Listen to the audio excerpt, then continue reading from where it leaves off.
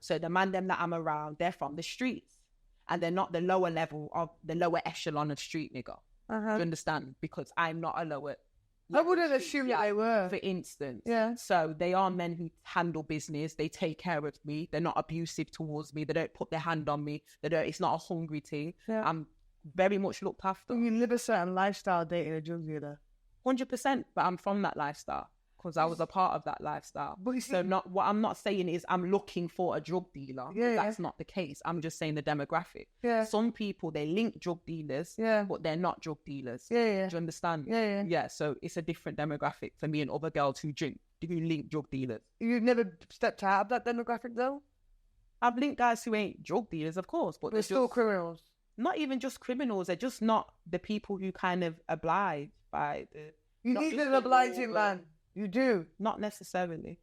Because I'm from the ghetto and all I used to date was drug dealers. Yeah. And when I met my husband at the time, he was so crazy because he was just so opposite to what I knew. He's a straight talking man, very well spoken. It's good. It didn't make sense to me. I didn't understand him. I couldn't communicate with this man because I'm used to dealing with drug dealers. You know, I'm from the ghetto. And although that didn't work, I understand that yeah, he was at the house and that's what eventually caused us to separate. I wasn't looking over my shoulder. I remember dating this drug dealer and I was truly in love with this drug dealer. Every time I would be in the car, I'd be prime as hell. You know what I'm saying? It comes with that. Yeah, no, I'm kind of, I don't have them kind of thingy. So again, it depends on the scale of it. But again, they're not all drug dealers and it's just a certain kind of level of man in general. But it's what comes with wanting a guy who's like up here. Danger though, man. No, not necessarily. Okay. Not typically, because there's feeling prang, but are you not still here? No, I'm still here because I opted out, I feel. Truly. That, for instance, but then you don't know, you could be with a normal guy and he might have the maddest gal from what you've never even met before, you didn't even exist. Again, it's the stigma of this is going to happen in this. And you have to remember, I'm just not against road men, whatever you call a road man, because I don't link man who shot cues and little, like, we're not talking them kind of. I get it. Do you understand? I get it. So, for me, when I come from an area and come from an environment where not just me, there's people, generations that come before me that have been in a similar field, why would I feel away when I know who my uncle or my granddad or my so-and-so was? It's familiar territory. No, I get it. I get it. No, I 100% get it. So it's not that I'm not open and I don't talk to other people. Yeah. But sometimes other people are not what I like. I get it. It's familiar territory. But the only thing is,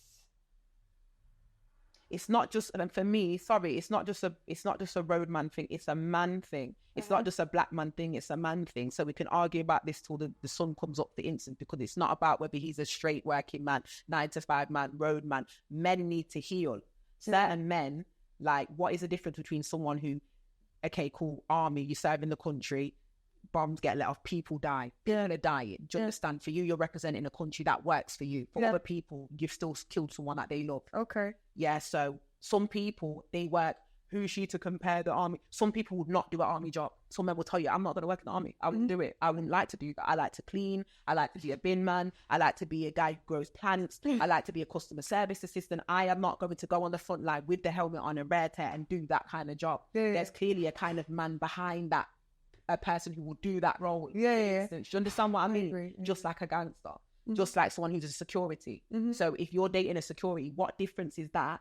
Not that he's got to be driving around certain areas in other parts of the UK or certain kind of clubs with licenses, or especially in America and other countries. Your man could be security with a gun on his hip. He's a sheriff. What are you going to say? Like, oh, he's a sheriff, I'm not going out of him, or no, he's got a gun. You're allowed to. You could have a gun. If he was in Atlanta, we'll both have guns there now. You don't know who I'm bringing. I don't know who you're bringing up in here. That's just how it is. So we associate this gunman and this with someone negative, someone black, someone who smokes bare weed, someone who chats bare shit. There's bare gunman I would bring you around, Ellie, you would never know. You'd just be like, oh my God, that's who.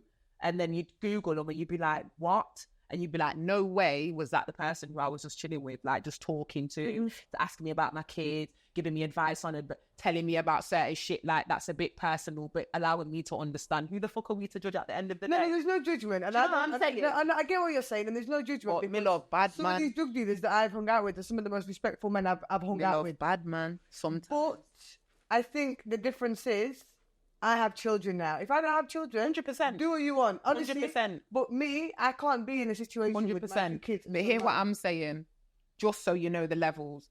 I don't link up with man who are shot in, who have got a like, oh yo, let me go. No. Yeah. Do you understand what I mean? Yeah. So I'm not gonna act like I don't come across guys, because you could be telling me, if I ask you and you know I'm a proper woman, like, yo, so what do you do then? Are you gonna tell me you sell drugs, Aaliyah? Yes or no? No, exactly. Or it's not really like that. Obviously, man's got a few things running over there, but I don't really put myself involved in that. It could be the complete opposite. So as a woman, you need to get to know that person, and then you will start to see certain things, because you can't hide certain things forever. Do you understand what I mean? Yeah. So respectfully, you could be with a man who's made money off this. So I've been doing that. No problems. I'm not stuck. I'm not broke. I'm not here with unwanted children, respectfully. Like, I've got my dignity. I've got shit for myself. I've been able to accumulate a certain level of, do you understand? Always lived somewhere nice, always drove something nice, always went on holidays, looked after myself. Like, I inspire many people along the world. I've done brand deals with big companies. I'm very much successful. So why can I say I want a man who runs a whole company, who can commute with me if he wants to, who can put me on, who can give me 100 bags to invest in a business that I want to eventually make $1 million within the next 3 years, or whatever the situation is? That's what I need, because I know what I bring to the table. That's just where I'm at now.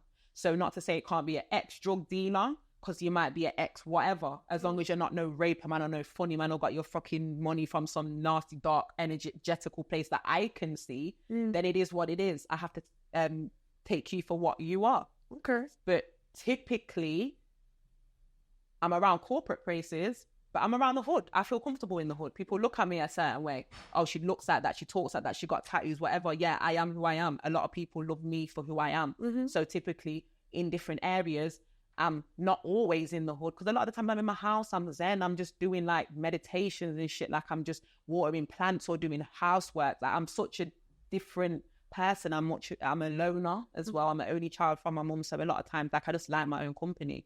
However, I love the hood. Like, I will never talk bad on the hood that I came from. Like, in that aspect, it's fuck you when it's ready, but I love it. Same with other people's hood. Yeah, it's ghetto. Yeah, people are shotting weed from their fucking house. Yeah, there's crackheads walking around sometimes, and it's a bit mad, but a lot of these communities are safe. Do you understand what I mean? We can walk down the road, get a piece of watermelon. Oh, can you cut that in half? I've only got £1. Okay, don't worry, give me next time. I'm from that community. Do you understand what I mean? So for me, I feel like I've always tried to see the blessing and the love in that community, even when it showed me things that have made me be like this and fight or flight. It's all I know. So obviously I travel a lot, and it's time to expand. So I'm here as a hot gal like me. Why have I not been sleeping with people for however long? Not because there ain't dick on a plate. I can spin the block. I can find new men. I've got new offers. But I'm just getting to that stage now where I'm just like, it's time for something different. Like, do you know what I mean? It's got to be that now. I've waited this long. Not even just trial and error. Like, yeah, but people don't really change, and some things are just not meant to be.